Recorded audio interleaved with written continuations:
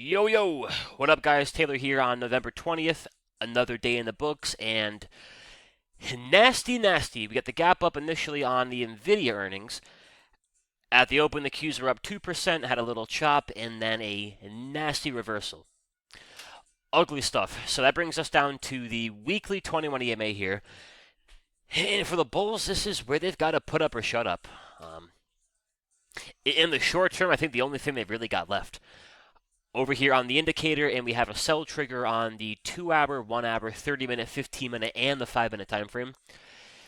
So that being said, Bears are pretty much in full control here on the ground up, or from the ground up. The weekly chart, the Bulls have still got it. 13 points out of 15, good trend, good structure, good momentum. And from a normal, healthy ebb and flow point of view, we rallied about 60% off the bottom. We've pulled back about 8% here towards support. If they can fight and hold, this might be nothing more than bigger picture pullback, healthy reset, shaking of the tree, and maybe a great buying opportunity for the end of year push. The key will be they have to hold it, and they've got to go. They got to go quickly. Fix the 5-minute problems, fix up the 15, the 30, 1 hour, all the issues on the lower time frames. If they can't do that, if we're below that weekly mean, and then we get a 4-hour sell trigger, then we get a daily sell trigger, then, my friends, we have a different market on our hands. So, big time spot here, big time patience, and another thing you want to look for would be just any kind of signs of capitulation, call it. So, for the VIX futures, let me grab the VIX actually, VIX. That above. Never mind 20. VIX above 24. I think no bueno for a pop and a rally off that weekly 21. So best case for Bulls, tomorrow, early Monday. Maybe one more big pop here in the VIX. And then that thing's got to quickly go back where it came from. Back under 24, back under 20. Never to be seen again. If you don't get the big flush in the VIX at some point, just points towards a market in the short term wanting to keep on going lower. So keep an eye on the VIX here, and you can also keep an eye on $P call. And this is your put-call ratio. This measures put buying and call buying. And one thing that can help put in the bottom is not just a big level of support. You got to get retail leaning a little bit too heavily on one end. So good rule of thumb here, when the put-call ratio gets through 1 or higher, that's a very strong indication of a lot of put buying. That can be an indication retail's leaning way too short. That can be the trap, the pulling of the rug. Come on in, Bears. Water's warm. Everybody get your puts. Market's going to zero. Market's in turmoil. You pull them all in and you shake them all out. We haven't quite gotten there yet. We got as high as 0.94 back on Tuesday and as high as 0.92 here today. So key things for tomorrow for the Bulls, and look for the Bears, the opposite. Opposite checklist. Can we hold the weekly 21 EMA, S&Ps and QQQ? Can we get any kind of big flush in the VIX? Can we get one more big spike here in the put-call ratio? Then very, very, very quickly, can they clean things up on lower time frames? And what I mean by that is we had a good pop here at the open. What can happen is when you have that damage on lower time frames, you're going to get a good gap up. The problem is you're not gapping up in the context of good 1-hour structure. You're not gapping up in the context of a 1-hour, 30-minute, 15-minute uptrend. You're gapping up in the context of a short-term, I'll keep it PG, short-term, very choppy market. So we gap up into QQQ 613. That takes you directly into the underside of the hourly 200. You don't have a 1-hour buy trigger. You don't have great 1-hour trend. The structure kind of sucks. 21 EMA under the 50, 50 under your 200. 21 EMA trending lower, the 50 trending lower.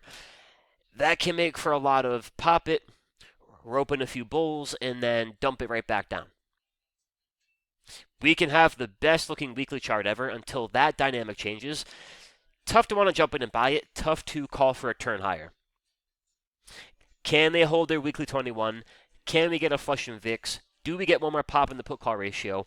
And from the ground up, can they fix a few of these, yeah, problematic lower time frames? Other part of it being, if you look at our dashboard here, to put in any kind of meaningful bottom, to turn the corner in any kind of meaningful fashion, we got to get some relative strength where it matters. So on the dashboard, we have the market is overall neutral. Index is at a combined negative 29% of their best score. The Big 10 basket could be a lot better. Google at 68, Apple at 25. The rest are not great. Big 10 basket at 13% of its best score. The sector is here at negative 17%. And here's the other issue. The only few things here for the sectors that look decent, they don't really matter. It's biotech, gold, healthcare, and silver. Can we hold our weekly 21? Can we get a big flush in the VIX? Can we get better action on lower time frames? And then more importantly, can we get any kind of turnaround here in the things that matter? And to me, that would be the SMH, XLK, XLC, and the XLY. They currently are not knocking my socks off. SMH in negative 18, XLK in negative 28, XLC in negative 39, and the XLY in negative 46. So if you've had your entire account in biotech calls, awesome. But for a good strong market and a good sustainable market, we need the big dogs, and the big dogs are, a lot of them looking like the indexes. Here's Nvidia, and even after your earnings pop, you're in a beautiful weekly squeeze, great structure. One of the things I would like to buy first, if we can get a better market. Off that squeeze trigger, you're wrong under $1.70, target around 220. I love the risk reward. I love the weekly squeeze, the structure. I love the green arrow. I love everything, of course, about an A+ setup. What's missing here is, aside from a better market, multi-time frame alignment. Weekly chart is sitting pretty, all the proper colors, perfect report card. And then I look down at my 2 hour, 1 hour, 30-minute, 15-minute, 5-minute, 3-minute, 2-minute, and my 1-minute. They all have an active sell trigger. This might be the best looking weekly squeeze in the entire stock market. They ain't going to break it out on lower time frame sell signals. I want to buy it. I can't buy it yet. Another one here would be Google on the daily squeeze. Quite the looker, in my opinion. I want to buy that. And frankly, Google looks much better than most things. Google scores out at 68% of its best score today, better than every index, better than every sector, and better than every other Big 10 name. But if the Qs, go sideways for a few weeks or they go lower for a few weeks, tough to think Google can buck the trend and break out. If the QQQ does bottom near weekly 21, goes through the renovation process, stabilizes, cleans things up, begins another rally, great time to buy Nvidia, great time to buy Google, and that's why I'm trying to be so patient. If the picture does look like all said and done, we had a big-ass rally, we pull back to support, we chop for a few weeks, get a big squeeze, then turn back up towards the highs. You can't get better timing to buy in Nvidia, squeeze, Google, all the above. If you have a market behind them gearing up for a fresh move. So that is a scoop, guys. Market is in a tricky spot here. And for bulls, I feel kind of a make it or break it spot. So keep an eye on all that tomorrow. Weekly 21 EMA S&Ps, weekly 21 QQQ. Can they hold it? Keep an eye on the VIX. If the VIX keeps on pumping, the market will keep on dumping. If the VIX can fade, we can call for a pop, watch the other internals, and then leadership. We don't need biotech. We don't need energy and healthcare. We need the big dogs. Teslas, Googles, Amazons, Apples. Speaking of Apple, Apple also has a daily squeeze. A daily, a 4 hour, a 2 hour, and a 1 hour. I would love to buy that at some point. Tesla's pulled back to its own weekly 21. After rallying 45% higher off that weekly squeeze, right? Nothing's changed here. Good structure, 15 points. Lower time frames are ugly.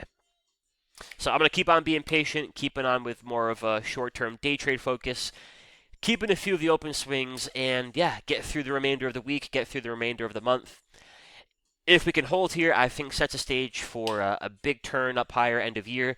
If we can hold here, we'll have different discussions sometime soon. Thank you all for watching, guys. Don't forget, we got the Black Friday sale going on right now for the big three squeeze indicators. 30% off. I'll put a link here in the description, and that'll give you access to the squeeze histogram, the arrows, the labels, the scans, watch list columns, trailing stop, targets, all the above. Have a great night. Thank you all for watching, and we'll talk soon. Adios.